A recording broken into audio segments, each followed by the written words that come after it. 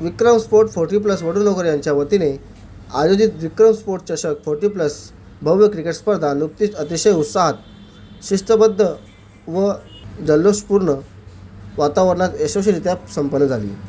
या भव्य क्रिकेट स्पर्धेत विविध गावातील व परिसरातील 40 वर्षावरील अनुभवी क्रिकेट संघांनी मोठ्या संख्येने सहभाग नोंदवला। खेळाडूंनी कौशल्य, अनुभव व संघ भावनेचे उत्कृष्ट दर्शन घडवले।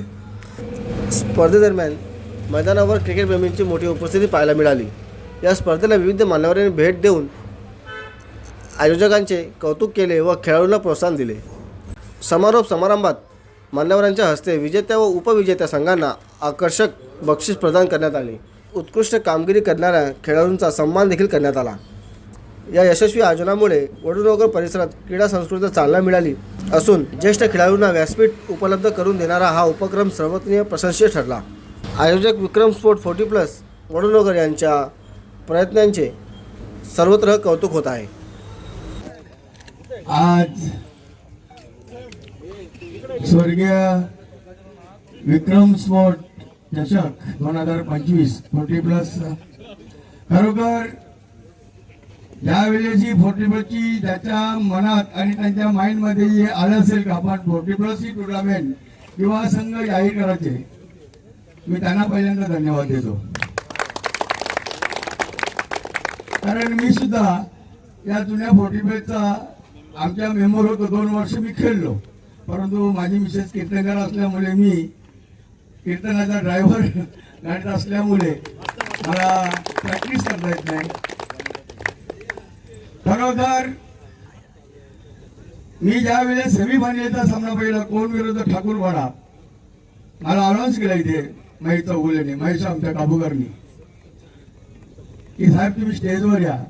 स्टेजवरची मजा नाही ती मला स्टेजवर तिथे गोलंदाजाची बॅट्समनची स्टेजची मजा बघायला भेटेल ती स्टेजवर बघायला भेटणार नाही। आणि खरोखर कॅचेस तर मॅचेस बोलतो आपण, त्यांनी जरी कॅच घेतले नसतील 2 सिक्सर वाचवले आणि ठाकूरपाडा संघ विजयी झाला।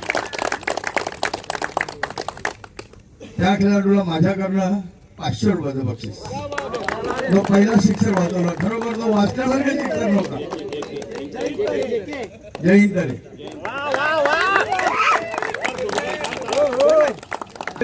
विक्रम स्वप्ने ज्या वेळेची टुर्नामेंट भरवली त्यावेळेस आम्ही अचानक इथं आमचा अर्नाम सप्त्याचं नियोजन झालेलं होतं आणि अचानक महेश काबूकर आम्ही इथं बसलो होते आमच्या गेट जवळ।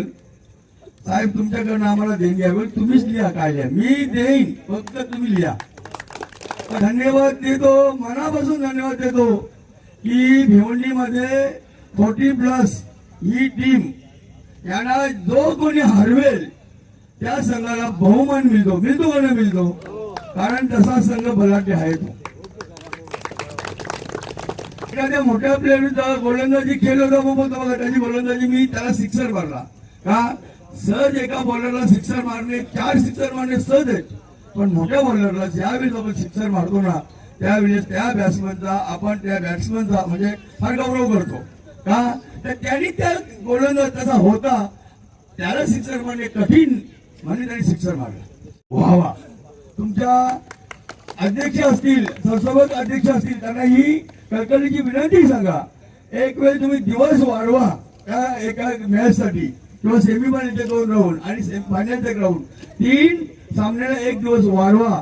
आणि खरोखर अशा तुम्ही केलात तर तुमचं नाव ज्या वेळेस 40+ जसं झालं इतिहासामध्ये अमर झालं, तसं हा सुद्धा सामना इथून सुरुवात केली तर 4 वरची जर मॅच झाली, कारण कधीच होत नाही 4 वरची, मी बघतो 2 ओव्हरवर मॅच येतो, काय बॅट्समन करणार, काय बॉलर करणार, काय फिल्डिंग करणार, चेंडू दिसत नाही, काय कमिटी तरी काय करणार, कारण वेळच तशी आलेली आहे। ती वेळ तुम्ही आणू देऊ नका आणि नूतन वर्षाच्या सगळ्यांना ऍडव्हान्स मध्ये शुभेच्छा देतो, इथेच करतो।